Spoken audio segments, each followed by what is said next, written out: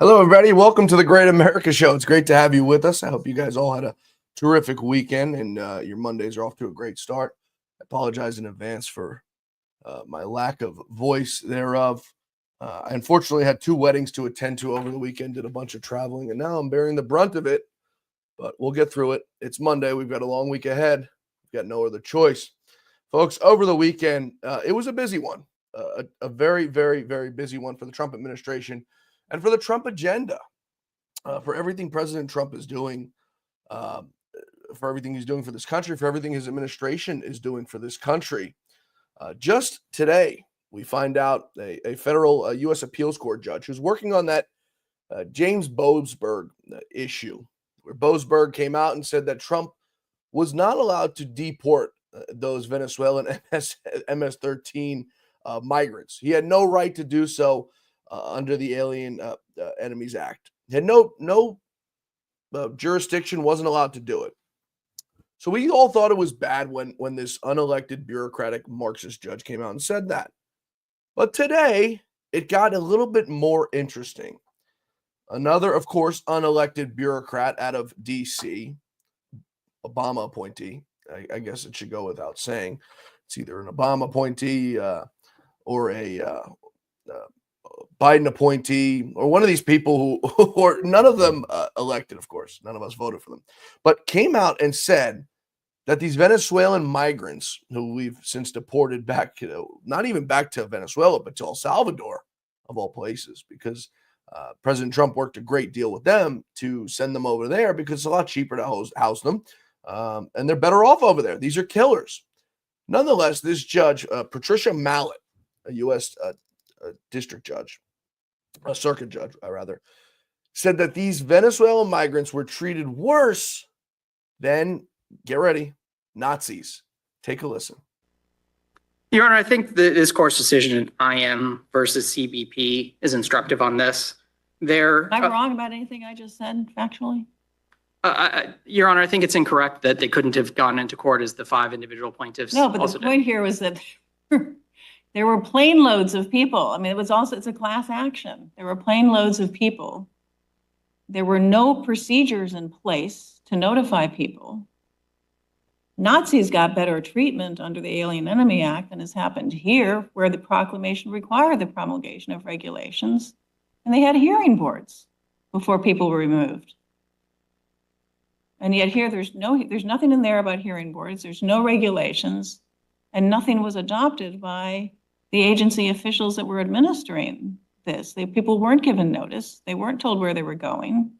And they were given, those people on those planes on that Saturday had no opportunity to file habeas or any type of action to challenge the removal under the AEA. And like you've agreed that two of those airplanes, people were removed under the AEA. Is that?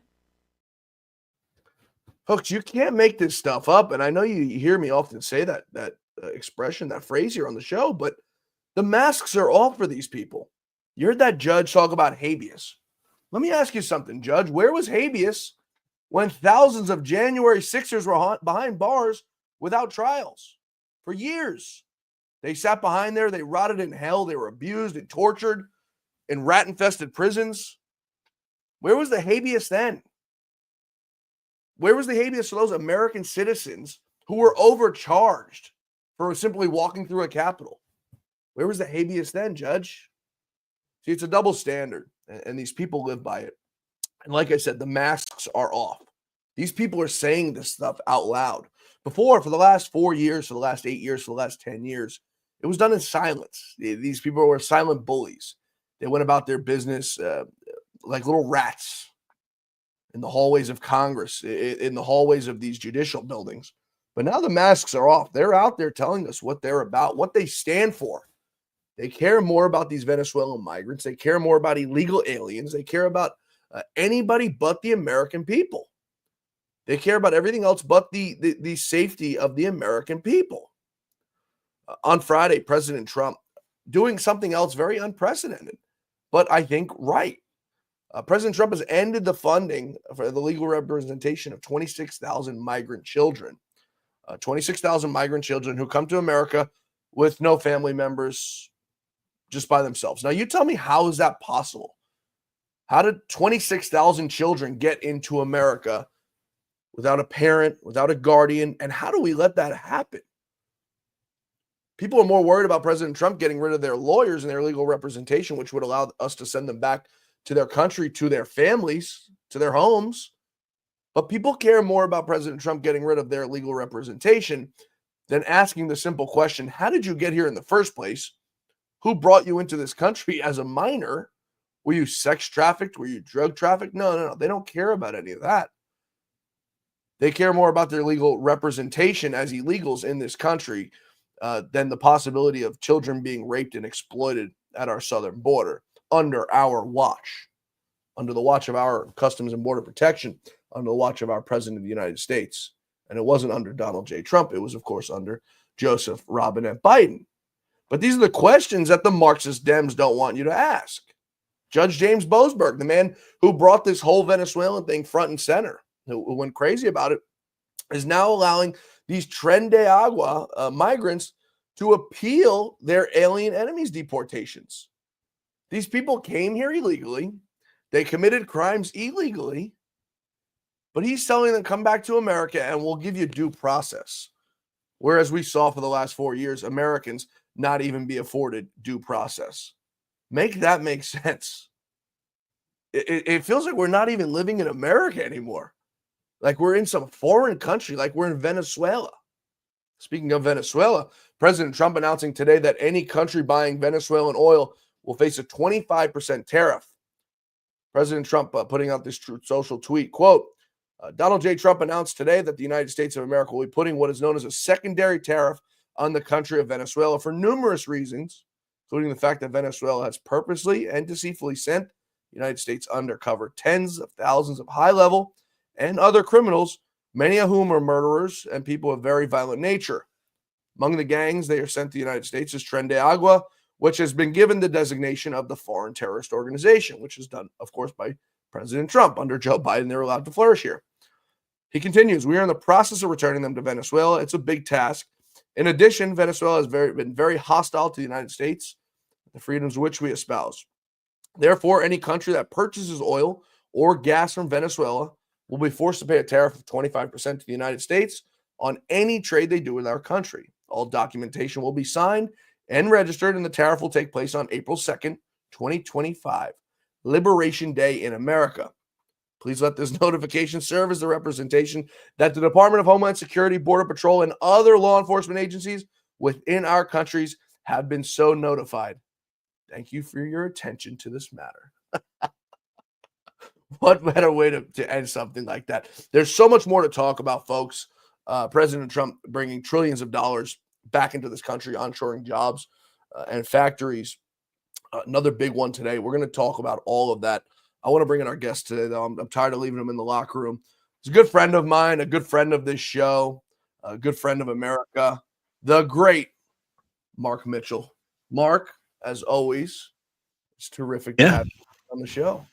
Great to be here. We always have a fun time, but I saved this for after you brought me on. I have to. That is a virgin, delicious soda. Virgin Diet Pepsi. So delectable.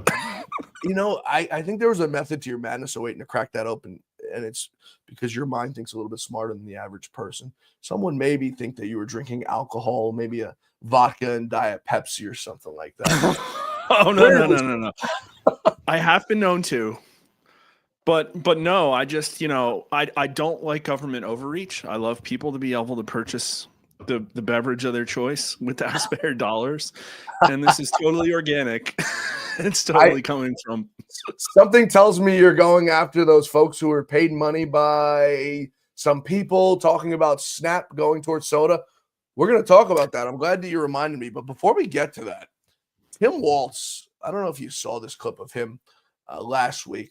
We'll take a listen. The audience heard it, but we're going to play it again. Saying on my phone, I don't know, some of you know this on the iPhone, they've got that little stock app. I added Tesla to it to give me a little boost during the day.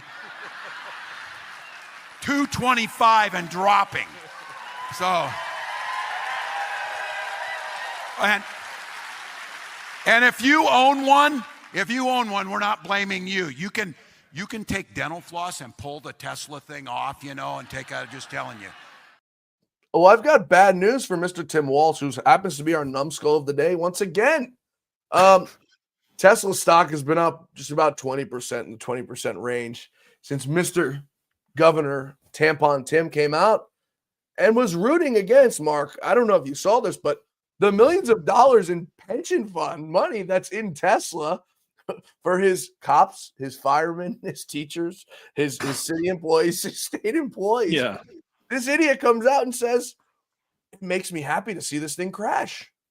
Yeah, forget about like the 100 to 200,000 workers that, you know, not only work at Tesla, but like probably supply things that get manufactured in the US and all the upstream people. It's absolutely ridiculous. He's on the wrong side of history again, because I'll tell you, I'm going to break numbers here. These are just preview numbers, 2 out of 3 nights. They're not complete yet. But check this out. Should the Democrat Party be more moderate or more liberal? All U.S. likely voters say more moderate, 60% to 27%, and Democrats say more moderate, 52% to 37%. So he's out there, like saying he's going to fight people. He's going to give MAGA people a suplex or whatever the heck he said, right? He's appealing to the noisy, retarded, ridiculous base, and that's not where the party's going. They want something totally different. My fighting days are long gone, but, you know, as a good old, like, I don't know, just to reminisce on the old days, I'd take him up on it any day, anywhere, any place he'd wanted to. I'd love to suplex, whatever kind of move you want me to do on him, I'll do it. And I'll have a fun time doing it. Yeah, people's elbow. Yeah. All money going to charity, of course. Now I've got a few pounds on him and probably 6 inches in height, but don't matter. Yeah. He's a tough guy. He wants to talk tough. But you'd mentioned, so those are interesting numbers, 60 to 27, 52 to 37, about people moving further left. And it's interesting that you do that polling in this time that we're in, because Sandy Cortez, as Tucker Carlson likes to call her, from Westchester County, and good old Mercedes-Benz driving Bernie Sanders have been doing these little tours that they're doing lately where they're out trying to energize the base. And now there's a Twitter page. I got to go find it. They pretty much what they do is they run the data and numbers of people who are in the arena with cell phones. And they're able to find out which folks were at previous rallies, in what state they were at rallies, where they were. So anyway, they're toting like 20,000 people were at these rallies, 50, probably a lie. But it turns out only like 2,000 of them are people who have been there for the first time. Most of them have been registered at pro-Palestinian events. Most of them have been registered at events in Washington, D.C. What is your thoughts now? As I argue with guests on this often, I don't think the Democrats are saving themselves in the next 4 years or 8 years. I think they're on a rabbit hole bender that's just running with the groundhog paving the way for them. They're such a mess. And I honestly don't see how they save themselves without evasive actions, like some kind of desperate play to flip the Wisconsin, Supreme Court, re-gerrymander, whatever. Like they have options, but I don't think any of them are good. From an electoral standpoint, they're an absolute mess because their coalition was all about winning. And once they didn't win anymore, now it's fragmenting. And you have, like we just said with those numbers, the vast majority of Democrats want the party to back off of this crazy brink. But all of the viral momentum in the party likes AOC, they like Bernie, they want to punch Nazis. This is what they want. And one of the things I saw is that particular little narrative about that event they had and packing stadiums, that so spoke to the left's being, their soul, that it hit 150,000 likes on Blue Sky with AOC's profile that only has 2 million followers. Like Barack Obama on Twitter doesn't even get that many likes. Nothing on Reddit gets that many likes. These people desperately want to have the moral authority back, and they're not going to get it keying Teslas. But that's what they think is going to get it for them. It's crazy. This is why I love you, Mark. You do all the work that I don't want to do. Like go on Blue Sky, go on these Reddit pages and tell us all the information that we need to know that I just don't have the patience to do because these people are just so damn stupid. And it's so embarrassing to think that this is the future of America. This is the future that our kids are relying on. It's listening to people like the Tim Waltzes of the world, like the Sandy Cortezes of the world, like the Bernie Sanders of the world, So hypocritical, Mark. Bernie Sanders' wife has made millions of dollars in selling advertising for his campaigns. Bernie Sanders has multiple houses. Bernie Sanders drives a Mercedes Benz. That's not the type of behavior that a man who's a socialist would put out. I had a friend who was over in Cuba last week, and he told me, he said the power went out for 2 days. They said, why didn't they turn the power back on? And he said, well, because the government didn't want to turn it back on. They didn't feel like turning it back on. And I thought to myself, if we let these people, and I don't mean we let them win, I mean we let them win in the sense that we didn't get out and vote. But I don't want the conspiracy theorists to go crazy. But if we let them win by doing that, Mark, that's what America could have went to in 2024, from immigration to schooling to everything down the line. Your thoughts? Oh, 100%. Elon hit the nail on the head. This is an existential election for the country. And it could have been way, way, way worse. And I think the right is lucky that they won because it came pretty close. But he was absolutely right. Some of the charts about immigration are really crazy. And we've all seen the one immigration chart that Trump puts up there. But the one about just very specifically people from Venezuela, Haiti, Nicaragua, and all these other places, they went from like 0 to massive amounts immediately when Joe Biden's administration started. And they were going like 90 to 10 into states that voted Republican. So it very much was like, we need to ensure one party rule right now because we barely squeaked by in 2020. And that's just absolutely crazy. But the problem they have now is it didn't work, and now they have a mental crisis on their hands. And I think about this because everybody talks about civil war. We've polled on civil war. It's more likely than ever before in our polling. 42% say that it's likely in the next couple of years.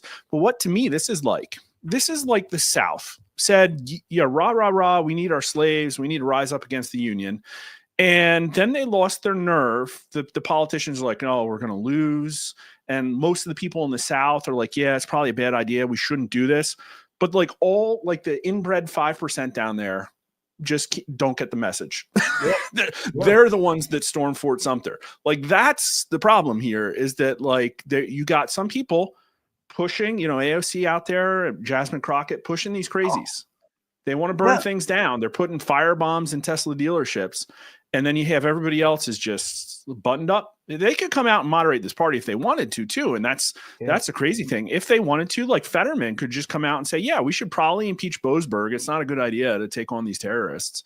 Yeah. And that would help the country. Like Gavin Newsom could do that. Anybody could say like, hey, we shouldn't be firebombing and keying cars. They can't. Nothing. They can't, because then they lose their base. Their base is Marxist. There are very few Democrats left in America. And I mentioned at the top of the show, I was at 2 weddings over the weekend, and everyone always comes to me to talk politics. Like when I'm away, when I'm on vacation, I don't want to talk politics. I do this as a job. I don't want to talk it on the weekends. And everyone comes to pick my bones, and they send the Democrats over to me to argue with me. And I realized something, Mark, talking to one of my friend's fathers. These people are so far gone that there's no bringing them back to the middle. So one of them, I'm arguing with him about Doge, and he's saying, well, if there's waste, fraud, and abuse, and Trump keeps saying it's fraud, so when are these people going to be prosecuted? And I said, well, you're getting down to the nitty gritty of what he's categorizing it under. What difference does it make if he says fraud or waste if $1 trillion is being wasted on something? Is it illegal for these people to have spent this money on circumcisions in Zambia or Sesame Street in Afghanistan? No, it's not illegal, but it's certainly stupid. And that's where the waste and abuse comes in. Now, I'm 99.9%. I won't say 100 that there's some sort of fraud in there. Where will we find it? I'm sure we'll find it. I'm sure Elon will find it somewhere.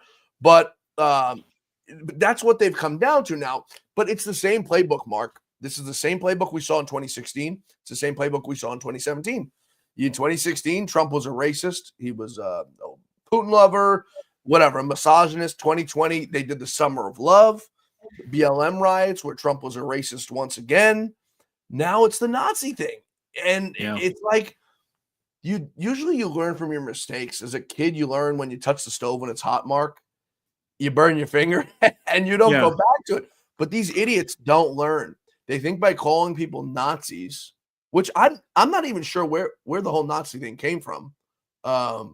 The Trump administration. Well, I mean, extremely Hitler has pro-Israel. just been so thoroughly reviled that it's the strongest language they can use, because you're not allowed to have an open and honest conversation about that, like the factual context of World War II. You're just not. No. And they're relying on the lizard brain of people who've been conditioned for a certain response. It's a Pavlovian response to the name Hitler.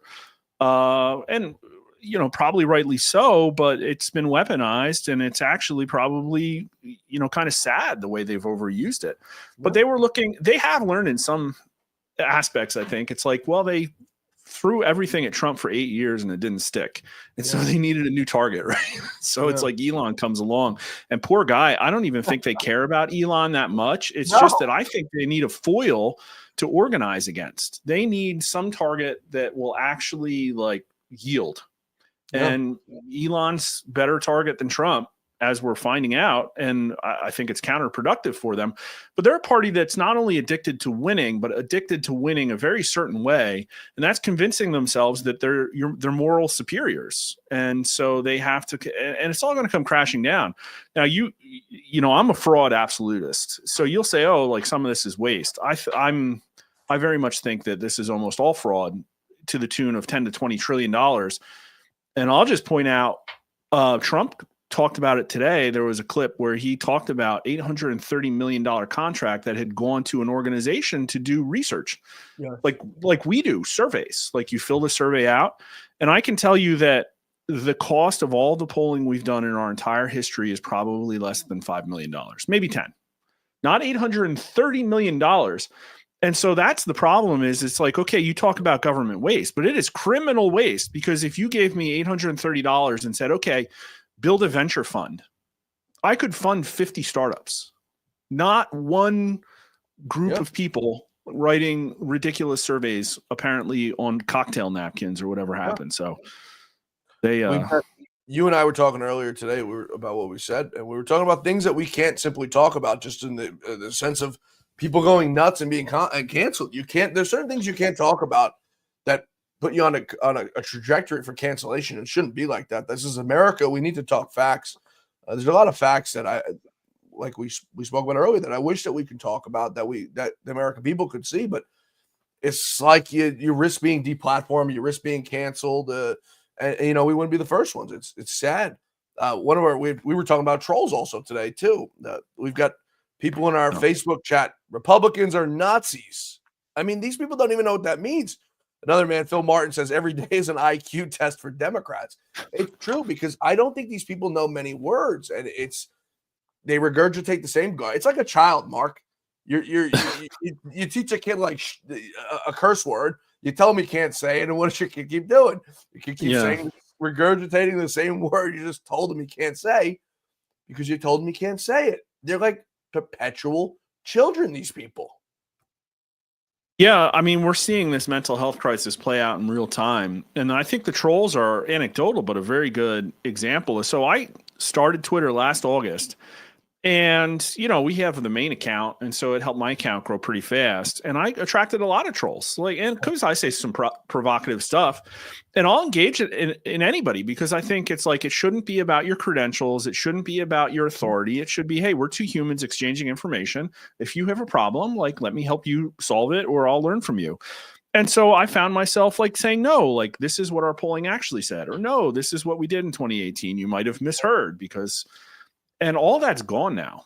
Yep. It's completely gone. I used to get trolls all the time with a much smaller account, and they've all gone and screwed off somewhere. I don't know where it is. And what I get now is the equivalent of a monkey throwing feces at me, basically. And it doesn't happen very often, but let me find this most recent one today. I get maybe 2 or 3 trolls, but they don't want information. They literally just want to do a drive-by hit on you. This one guy, where is it? I mean, I get those too. They're brilliant. I like it. Takes so much to get me pissed off, man. Very, very much to get me pissed off. So I read through it, and I have these people, Mark. I'll click on it, and it's someone with no picture, someone with the picture of Trump dressed in a prison suit.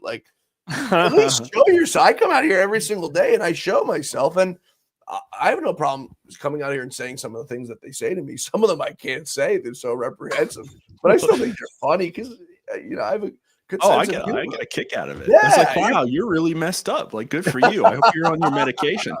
So this is Mr. Ethan Rouse. Ethan, Rouseee, a 13-year-old account with 432 followers in my DMs. Do us all a favor and shut the F up. Your worth is not even close to what you think it is. Pack it up. But what's crazy, this is what I love about it, is that they literally tweet that at me and block me at the same time. It's like, what are you doing? Like, what's the point? It's literally a drive-by trolling.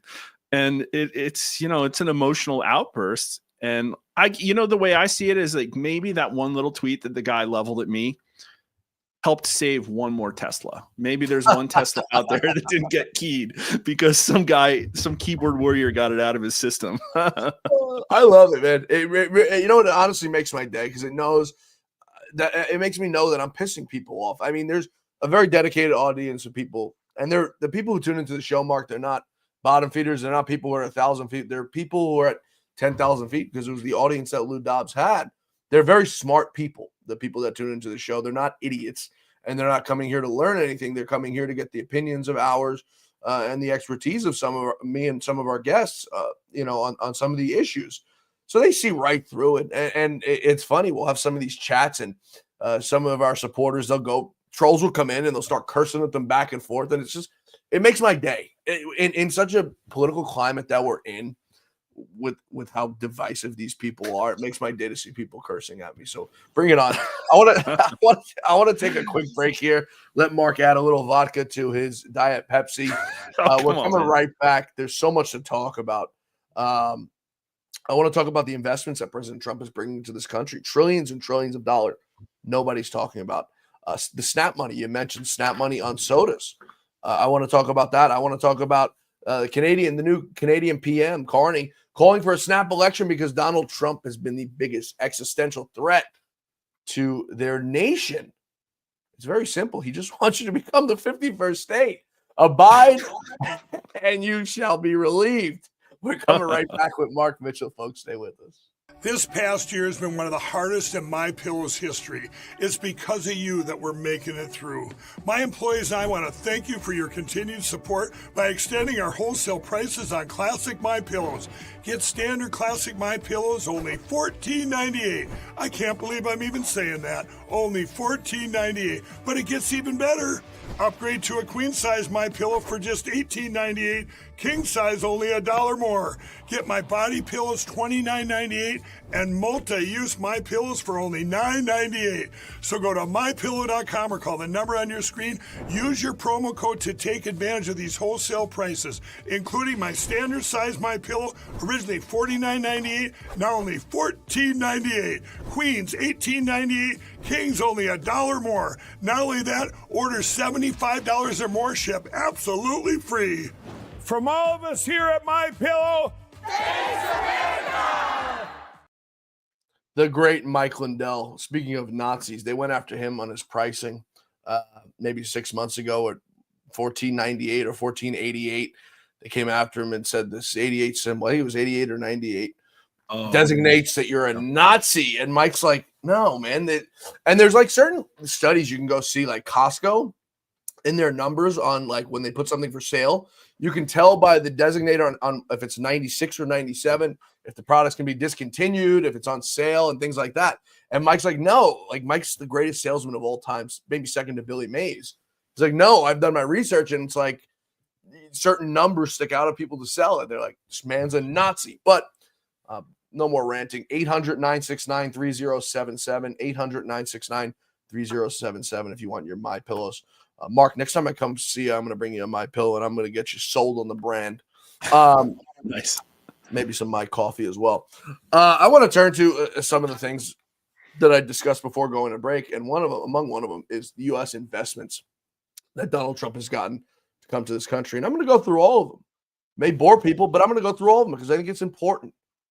Excuse me. UAE has pledged 1.4 trillion. Saudi Arabia, 600 billion. Hyundai announcing a new one today. What was it, 500 billion that they announced today, Mark? Wow. I didn't see it. Apple, 500 billion. NVIDIA, over 100 billion. SoftBank, OpenAI, and Oracle, 100 billion. One of these Taiwan semiconductor manufacturing companies, 100 billion. Johnson & Johnson, 55 billion. CMA CGM Group, 20 billion. Eli Lilly, 27 billion. Merck, $1 billion. GE Aerospace, $1 billion. These are just the ones, Mark, that we're hearing about now. There's going to be so many more to come once these tariffs. I'm sorry, I want to issue a correction. It's 5.8 billion from Hyundai on a new plant that they're going to build in Louisiana, but the total number is going to be $20 billion from Hyundai. Okay, so these companies are going to be forced now to start coming back to America. We hear today too, Rolls-Royce is reportedly looking to come to America and start making their cars and some of their production because it's so simple. And this is the thing that people who don't understand tariffs, and you don't have to be an economist to understand it, Mark. Once it becomes unaffordable and it becomes more expensive for you to build something out of country, you're going to look to bring it back in country because we're going to give you incentives. We're going to give you tax breaks. It's so damn simple. That's what tariffs are, folks. That's the way Donald Trump is using the tariffs. He wants to make it so expensive for you to produce it outside of this country that he wants you to come back in and bring it in this country. That's simple. Democrats don't get it. Your thoughts, Mark? Level the wage playing field. The reason that Donald Trump won and there's a populist uprising is because the middle class has been squeezed. The Democrats are just starting to realize that now. And of course, they have no path forward. But there you are, and he's doing it really fast. And there's going to probably be a lot of financial chaos, but I guess the market had a good day today. The thing I love about it, though, is that every one of those dollar figures you mentioned isn't just an amount of money coming to America. It's an amount of money coming from other countries. And that's the beautiful thing about it. And so they're getting super histrionic. There's a lot of people up in arms. And I think it's going to get dark for these other countries. And I hope America can be a shining beacon of what populism and putting your country's interests first can do. But unfortunately, I don't know if that's going to be the case. Now you have Germany put an article out today calling for about how they're probably going to have to militarize all their young men again. And that's super sad. I guess they're concerned about a land war in Russia. They seem to really want it. They seem to want war in Europe. And Donald Trump's doing the right things. It's like, no, that's not our problem. We're just going to reset the playing field. We're not going to be your whipping boy anymore. We're not going to fund Canada. And Canada is an interesting case, too, because, hey, they're weird. They've been around for a while. They're our neighbors. They've been powerful in the past. But I think Trump, I looked at it. I'm like, why is he doing all this? And I think a lot of it was because he probably knows how much of a house of cards they are. They're really in a bad place. Yeah. And I think our tariffs and rebalancing the trade agreement could be an existential problem for them. They might be begging to become a state after 4 years of Trump. Dude, they have no military. They have absolutely nothing. Without America, what are they? They're literally a top hat for America. Joy Reid was calling for war with Canada. She said that they would beat us. I don't know if you heard that. But I looked it up and I said, okay, Grok. After she got fired. After. She was on Don Lemon's show. And I think we'll probably do more views. We'll probably do more. I'll look it up. It's like 2 or 3 days old. We'll probably do more views tonight than Don Lemon and Joy Reid got together. But so I looked it up in Grok, and Canada has between 40 and 50 functional Leopard tanks. And we have something like 5,600 M1 Abrams. So it's like, I asked Grok how long it would play out. I was like, give them the best case scenario. And they're like, yeah, all of their urban areas would be encircled within 1 to 4 weeks. So it's like they would lose air superiority in 4 hours. It's sad because I like Canadian people for the most part. That it's come to this. But you know what? They're a product of their environment. They vote for this garbage. So, who are they? They sit here and they blame us. They boo us at the national anthems on hockey tournaments. They're barreling up our liquor in their liquor stores that they already paid for. Duh. But, why? They have no right to blame us. They vote for these socialist communists. They put Trudeau in power. They put Carney now. They're going to put Carney in power, who's calling for a snap election because he says Donald Trump is the greatest existential threat that the nation of Canada has ever faced. But they do this to themselves. Why do you have such high tariffs on products for our farmers, for our builders, that you make it unaffordable? You've done it to yourself. He's not attacking you for no reason. He's not coming after you. If you look at who he's going after predominantly, he's going after Mexico and China, both harbors of drug pushers across our borders, fentanyl, sex trafficking, migrants, and he's going a little extra against Canada because of the tariffs that they have on our goods. So who's the bad guy here, Mark? Who's the bad guy? To be honest with you, that's a good question. Maybe the conservative politicians in these countries who aren't being honest with themselves about the current state and what needs to be fixed. I guess, like, to be honest, maybe these different cultures are more agreeable than others, or maybe, some of these people have been subjugated or cuckolded or whatever word you want to use. Things got bad in America, and American populism stepped up. And it says, you know what, we're going to try and fix this. And they had an opportunity themselves to do that in Canada last month, and they totally screwed it up because whoever leaders like Pierre Poilievre or whatever, knew Trump was coming. They had a lot of time to prep. They could have talked to him. They could have made a deal or figured out how to work with him. And instead, they're doing the same saber rattling as all the liberals in their country are. And if you looked, the Canadian conservative parties completely tanked. They did it to themselves. They had no plan to work with Trump. They could have been the heroes. They could have said, oh, we'll go to Washington and sort this out. And they could have won the election. And instead, they destroyed their polling. A snap election was called immediately. And so what that tells me is that Canadians just aren't man enough to fix this yet. And they got to suffer more. Sorry, guys, but that's not our problem. You're absolutely right. I want to preface this with an apology for my friend Chris Pavlovsky, who's the CEO of Rumble, happens to be Canadian, and some of the folks that I work with over there in Rumble, most of them Canadian, good people. And they're, I have to say, the exception to what I'm about to say, but Canada doesn't raise men the same way America raises men. It's just a total different, I don't need climate. I'm not even sure how I should say it, but I think they're raised completely different than American men are raised here. We're raised here to be fighters. We're raised here to get ready to deploy at any point to go defend our country other places, whereas the overwhelming majority of Canadian men are soy boys who go to Starbucks and order soybean lattes. And it's not a slight at them, but that's just the culture of it. And I think that goes to your point of how they cannot, rally around a conservative politician.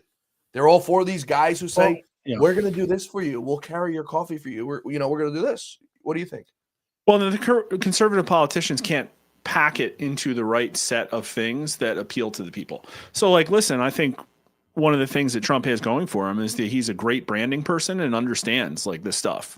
Right. And he's not, I can tell you, he isn't necessarily using our polling for sure. I don't think he spends much on it at all, but he certainly didn't poll test the idea of literally deporting everybody. And guess what? It was super popular because he understood that, well, this is tied to an economic signal of people losing their manufacturing jobs and having their wages taken away and having the social safety nets overwhelmed. So Trump was out in front on that. And it's okay, any one of them in the other countries could say, yeah, we probably shouldn't have a gang of 50 Muslim migrants hacking people apart in schools with machetes. Yeah. And none of their conservative politicians are going to really come out and attack that the way they should, which is this hasn't worked. We got to roll it back. And guess what? You're going to get pilloried because they called Trump a racist. They, tried to impeach him. They tried to throw him in jail. And I guess they're not willing to do that yet. And listen, I think from raising mask, we lost that too. I think we're rediscovering it. I think Twitter is helping us. But it's about the ability of saying, all right, well, things aren't good here. We kind of really need to be objective about truth. We probably need to go through the tough self-discovery process of what we all believe and come to a consensus. And I only think that happened, despite the fact that Trump's been on the field politically now for decades and was big in 2015. I only think public opinion really got there in the last year or two. And so unfortunately for Canada, they might be 15, 20 years behind us, and Europe looks like it's lost. I don't know. Yeah, you're absolutely right. Before we get to, I want to read a comment and get your thoughts on what this viewer just said, but I want to give a shout out to Kelly Song and Fall Girl. They are, Kelly Song, by the way, tunes into your show, I think, every night. She comments and she's excited to join you. But two of my most loyal viewers. I appreciate you ladies joining us each and every night here on the show. It means the world to me, and I'm glad that you guys like Mark as much as I do. He's become a good friend of mine in this business where there are no such thing as friends. So I appreciate the friendship, Mark. We've got a comment. To that. From Rachel Collins, I don't think most Canadians voted for these globalist leftists any more than we did. Rigged elections are everywhere. You and I spoke about this earlier today. I agree. And we had January 6th, and I think it was a referendum to tell these people, we're not going to put up with stolen elections. We're done. You want to steal another election? This is just the beginning. It's not a threat. But how else do you deal with a government who's stealing elections from the majority of the people? What else are you supposed to do? Your thoughts, Mark? I mean, this is a tough one to answer, but let me first say that to me, the sign that the world is not ready to fix themselves is that they all hate Trump still. And I don't think that, and listen, I haven't polled on this, but I have a hankering that if we asked, what do people think about Javier Milei? It'd be like, oh, I like that and I want that for me. And that's what we have. And so when people around the world can say, well, you know, maybe I've been lied to about Trump and he's doing objectively the right things for America, and it would be good for us if America sorted itself, then maybe they'll be ready too, but they're not. And maybe elections, I'll tell you, we got to, like, we all know 66% of voters said they think the outcome of this election was going to be fixed. And so a high level of suspicion. But in the discussions I've had, other people, except for like freaking Brazil, other people don't share that level of skepticism. I talked to some Germans and they're horrified by the idea, like at CPAC. And the Canadians say, oh, no, our elections are pretty good too. Some of them have better rules than us for sure. But like really the problem with Canada is just their conservative leaders suck. Like that's really what it comes down to. And they are using Trump as a foil, not as like a paragon of what could happen here. And that's really sad. And it's like, well, whether it's because of stolen elections or whether it's because of mainstream media or dark money or whatever these reasons, ultimately, you know, people say what I've heard is I talked about this on a stream, I think Sunday. Somebody says, well, you know, the Constitution is the greatest thing we ever have, and everybody loves the Constitution. And, you know, isn't it awesome? And I say, well, you know, it hasn't been working out for us now. Yeah. Because we've had decades of people stealing $20 trillion, working together and whatever. And so I don't necessarily revere the Constitution. I revere the principles on which it was founded, which I think are the right set of principles. And we've lost that. And if you look at history, somebody's like, well, nobody's ever done it better. And I'd say, well, like, look at Rome. They objectively lasted a lot longer than us. It was built on a different set of values, but there are some shared things, right? Yeah. And so when I look at America as a constitutional republic, it's like, well, we might have to go through some rough patches and redefine ourselves. And if we have to, and we're the best in the world, then everybody else has to have that in their calculation as well. And what'll it take? I don't know, but you have young men fleeing Spain because all their jobs are getting taken by migrants. You have people getting hacked apart in schools at Europe, and they're not taking it into their own hands yet. So they're probably going to have to. You know, back to the stolen elections thing, it just makes me think what they did to Donald Trump for the last 4 years, how they tried to throw him in jail, how they tried to ruin his life, his family, take everything from him. And it just makes you think. You look at Russia. What happened to Russia? Navalny went to jail. You look at Brazil. Look what they've done to Bolsonaro. You look at Venezuela. Maduro stole an election. Now we find out, I don't know if you've been following this, but over in Turkey, people are revolting because the Erdogan has declared, or whatever you'd call it, that the opposition party be jailed. And to think, Mark, we narrowly escaped that here in America. We narrowly escaped that, but they were trying to do the same thing in this country. What I want to know, what is your thoughts? And let's keep this at 1,000 feet. What do you think the American people would have done if Donald Trump had been sentenced to jail? Oof, that's a tough one. Your personal opinion, not Rasmussen's view or anything. Your personal opinion. What do you think the American people, knowing what we know what happened in January 6th, because people were tired of the government lying and stealing elections from us? What's your personal opinion? What would the American people do? It's not a no-brainer. First off, I would say that I'm actually surprised how contained, subdued, like conservatives have been actually There was a period where there was Proud Boys out there beating Antifa people, and they've dialed back from that. You know what I mean? And so part of that could be that Trump won. But there was actually like a pretty high degree of normalization to the idea. Like 65-ish% of people said, oh, the DOJ is weaponized. And I get that, right? This is a political witch hunt. But then also a majority said, yeah, it's okay that Trump got indicted. And I think part of that is maybe some of them trusted the courts to sort it out. And even I think we had a number in the 40s said it was likely that Trump might do jail. Don't quote me on that. I don't have the time to bring it up. And so it was kind of normalized. You know what I mean? Like some of the people might have popped off. I don't know. But what the trend that I've been seeing is that Democrats increasingly think the right is going to be violent. So it was this aspect of projection because they overwhelmingly thought that if Kamala Harris won, that the MAGA people would rise up. I think it was a 15 or 20 point difference. And so we're in this situation where I think like the right was very determined and felt good about this election. And the left thought they had the moral high ground. They thought that the right were the insane people. And it turns out they're the ones. So I think with the right, you never know. There's always a black swan or a spark. And it isn't so much about whether they came to put Trump in jail. It might more be like, okay, well, here's a photo. Or it might be like, hey, this police officer tried to stop them and he got shot. It's those like things that are like what swings public opinion rapidly. And we might be in that situation now because I think it's like everybody's talking about constitutional crises now. This is probably our 30th since 2016, to be honest with you. But the left seems to be really focused on that. So it's almost like they want one. And it almost looks like they're praying for Trump to ignore a judge. Yeah. And I would hope that the Supreme Court or Congress would step in and fix that issue to take it away from them.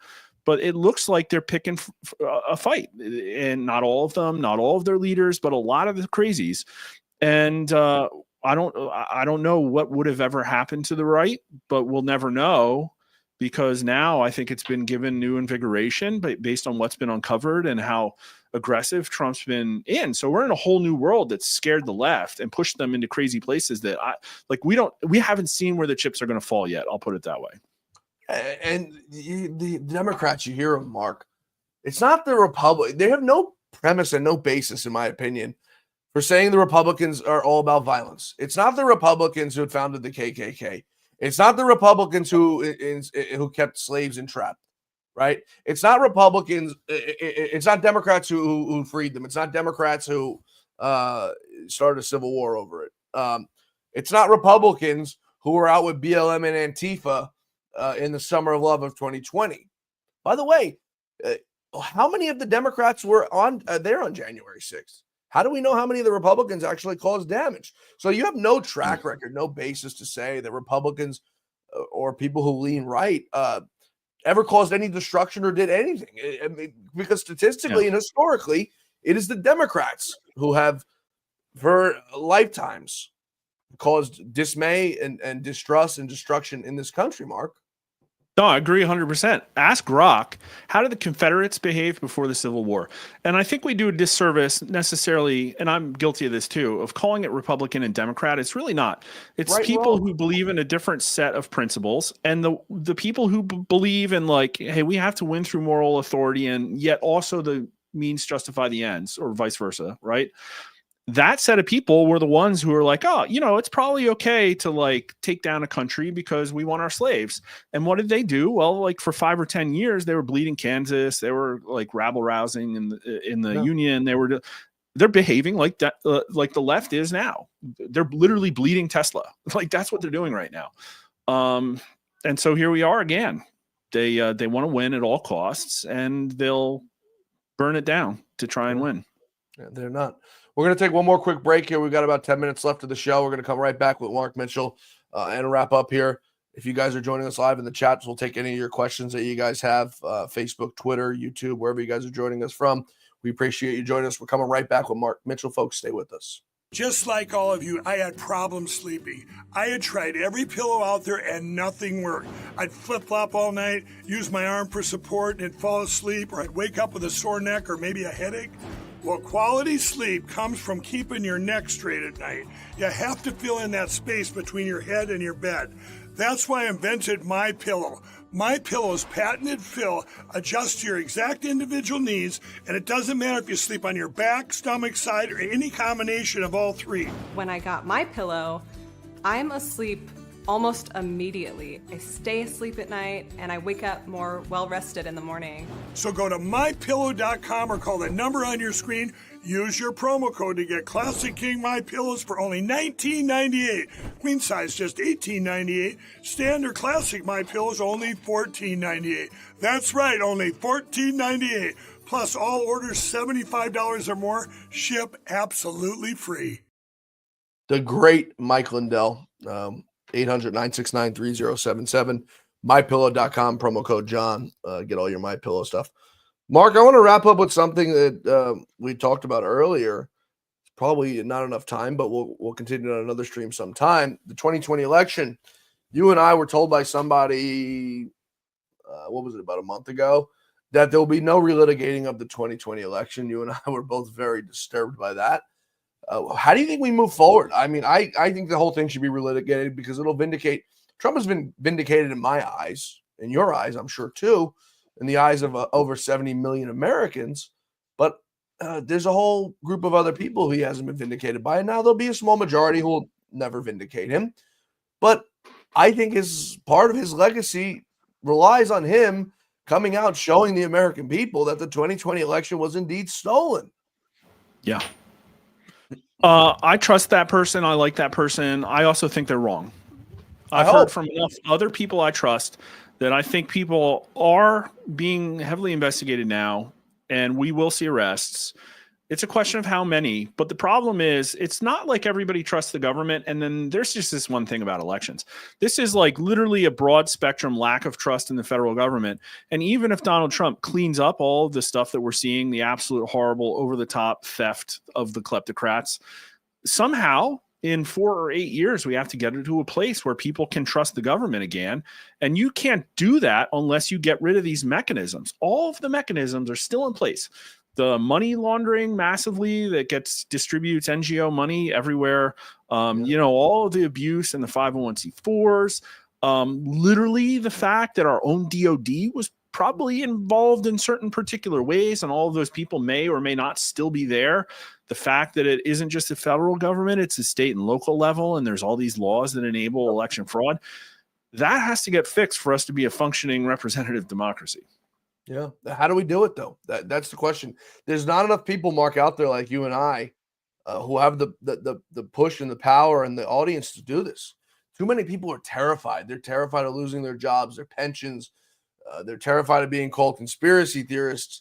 How do we get them on the right side of history to save this country, save this nation for what can possibly come in the future? I don't think the Democrats are done stealing elections. No, they tried to steal this one, in my opinion. Peter Bernegger told us like how it was prevented in Wisconsin. The signs on the wall are very dark for Democrats. We've talked about how they're in crisis. They have no platform. The census in 2020 or 2030 looks really bad for them. The 2026 map for the Senate looks really bad for them. They might be losing their Act Blue. So electorally, they're kind of screwed. But the worst thing I think for this country is for everybody to get this complacency where it's like, oh, the Republicans are in power now for, 10 or 20 years and they're just going to fix all this stuff. I don't think that's true at all. And I think Trump knows that as well. And MAGA needs to figure out how to entrench itself, take over the Republican Party. And there's just going to have to be a massive wave of accountability. And we'll see if that happens or not. But I even heard the words military tribunal thrown around today by somebody who I respect. And you don't use those words unless you mean it, because that's to get us to that situation. So is that going to happen? I don't know. I think it would help for sure. Yeah. Before we wrap up, I want to get your opinion on something. We have you'd mentioned two big elections coming up here, 2026, and then of course 2028, the presidential election. We're still looking for a front runner on the Republican side. It looks so far it's going to be J.D. Vance, but we'll see as time plays out. I'm not completely sold, and you and I have spoken about this on your show before, that it's going to be J.D. Vance, and I'm not. The audience gets mad at me about this. There's nothing to get mad at me about. I'm just saying it as a Politico, as someone who's been in this business for a very long time. Someone who's seen Mike Pence fall by the wayside, which I was happy to see. But that's why I say I'm not sold on JD Vance. I'm not saying my personal take on him. I'm saying I'm not sold that the American people, the Republican Party, sold on him. That's all I'm saying when I say I don't think it's JD Vance. But that's not my question. My question is, what are the Democrats going to run on in 2026? What are the Democrats going to run on in 2028? The border, they broke it. We're fixing it. Inflation, they broke it. We're fixing it. Illegal migrants, we broke it. They broke it. We're trying to fix it. But they're coming out, Mark, telling us we want those migrants back in this country, we want those criminals back in their country. So what can they possibly run on looking at 2026 first and then moving towards 2028? Well, you have local races, you have Senate, you got House. Well, what's the message? Well, they don't have one. The message is a mix of Trump's Hitler. We need to eat the rich. Elon is going to take over the country with a tech oligarchy. Or it's like, no, we'll fix the middle class. Trust us. And Gavin Newsom's got his fingers, crossed behind his back. But there is no unified message. And obviously they have, even if they came out and said, no, we messed up, we need to fix America and we'll really do it this time. I don't think they have the authority to do that. And so they either have to run on Trump chaos or eat the rich. And I think you're going to see a lot of like local races and congressmen who are like, that's messed up. I'm just going to run on local issues or, maybe even suck up to Trump. And it's just going to be a complete mess. It's going to be a complete mess. Now, listen, like anything can happen, right? There could be a mask off moment with JD Vance. He is the front runner, but as we've seen with kind of Vivek to some extent, like at any point in time, the hat could drop and all of a sudden you're on the outs because Trump is really good about tracing navigating those problems. And I don't think everybody else, it's a foregone conclusion yet. JD Vance's favorability trails Trump a little bit. And so I think Trump's still the kingmaker here. Yeah, and I think the Democrats have an opportunity for somebody to come in can fill a vacuum and be charismatic. And actually, it would have to be an outsider probably. I don't think that's going to happen, though. Yeah. Someone in the comments, Rachel Collins, they run on hate, fear, and chaos and violence. It's absolutely true. That's all they know how to do because there's nothing for them to run on, Mark. There's absolutely nothing. As we just laid out, these are sick people. Yeah. Folks, you can join Mark tonight and a few nights a week for Rasmussen Reports. You go to Mark's YouTube page, Rasmussen Reports. You can catch him there tonight. He's got a very special guest. Leo the Lion Rhino Removal Project. They're going after the rhinos, which I think is rightfully gained. Mark, what do you have coming up on the show for tonight for the people who are going to come join you there? Yeah, we're going to find out more about the Republican Party and how they're dropping the ball. They do time and time again. And then, Monday, Wednesday, Friday, 9 o'clock, usually Eastern. And Wednesday, I think what we're going to do is a big, long stream where I say all of the different ways that a scummy pollster could lie to you. I think that one will be one not to miss. Oh, no. People are in trouble. There are many ways. You guys could also catch Mark on his Twitter. Some call him Mark R. Mitchell. Some call him now Honest Pollster. I'm told I have something to do with that. Mark's tweets are brilliant. Very calculated, very smart, very targeted at the Marxist Dems. Mark, you get the last word here as we wrap up. No, that's it. It's going to be a crazy year. And we talk about political news from the context of public opinion. And I think public opinion is going to decide how far Trump goes and how the next couple of years play out.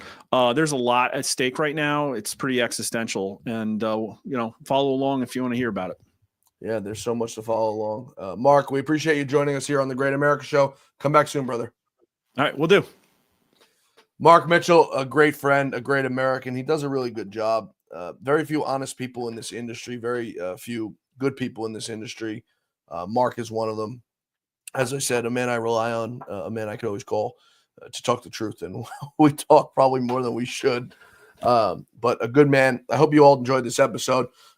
We try to do these live streams as much as possible. Not always the easiest with guests and everything, but we try to bring them to you as much as possible where we can take your questions. You can always email us your questions, info@ludobs.com. You can always reach out to me on Twitter at John Fawcett NY or on Truth Social at John Fawcett. Those are the best ways you can get to us. Folks, we'll see you back here tomorrow for the Great American Show where our quest for truth, justice, and the American way continues. We'll see you back here tomorrow, same time, same place. Until then, may God bless you, may God bless America, and may God bless the great Lou Dobbs. We'll see you tomorrow.